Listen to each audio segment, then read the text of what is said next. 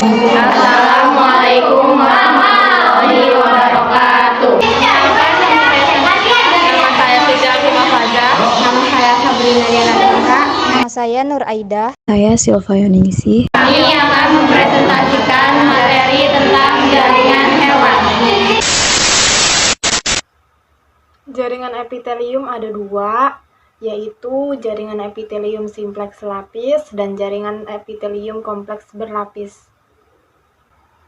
Jaringan epitelium simpleks selapis ada 5 sebagai berikut. Yang pertama, jaringan epitel pipi selapis, gambarnya sebagai berikut.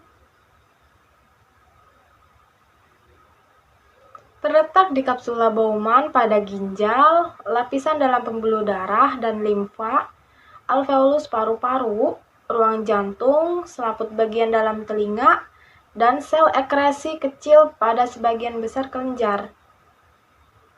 Yang kedua, jaringan epitel kubus selapis, gambarnya sebagai berikut. Terletak di kelenjar air liur, retina mata, dinding ovarium, dan saluran dalam nefron ginjal. Yang ketiga, jaringan epitel silindris selapis, gambarnya sebagai berikut. Terletak di dinding dalam lambung, usus, kantung empedu, rahim, saluran pernapasan bagian atas, dan saluran pencernaan. Yang keempat, jaringan epitel silindris selapis bersilia, gambarnya sebagai berikut.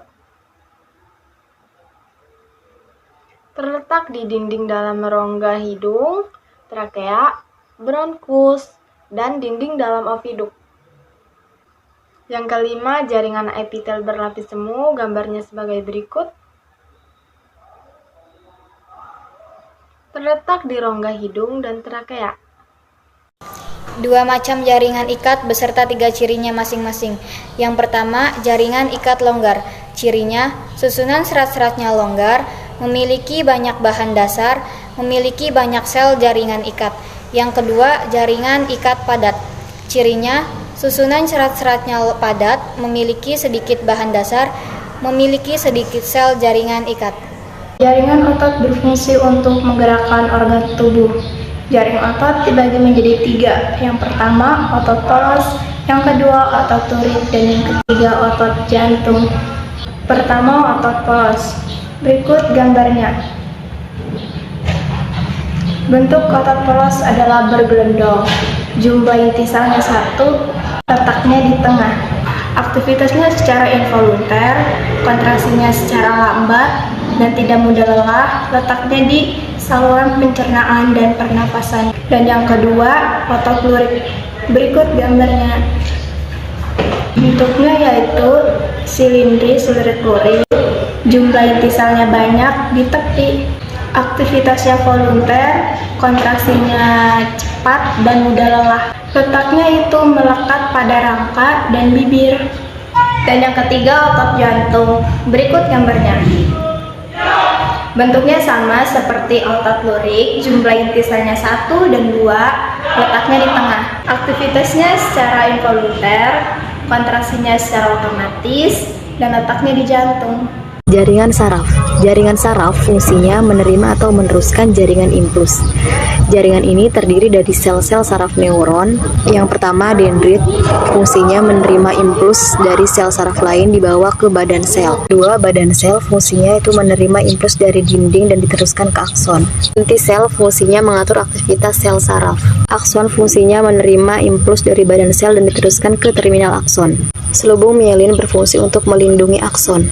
Nodus Ranvier berfungsi untuk mempererat jalannya impuls. Terminal akson berfungsi untuk menghubungkan sel saraf satu dengan sel saraf lainnya. Ada 3 jenis neuron, yaitu 1. Neuron sensorik atau afferent, 2.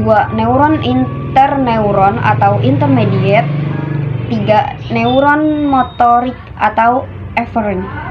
Neuron sensorik atau afferent memiliki struktur sel bergelombang ganglia. Fungsi neuron sensorik yaitu membawa rangsang ke sistem saraf pusat. 2. Neuron intermediate atau konektor memiliki dendrit yang pendek dan akson yang pendek atau panjang. Fungsi neuron intermediate yaitu membawa rangsang dari neuron sensorik atau intermediate ke yang lain. 3. Neuron motorik atau efferent memiliki dendrit yang pendek dan akson yang panjang. Fungsi neuron motorik yaitu membawa dan meluruskan impuls dari sistem saraf ke pusat efektor. Sekian dari kami.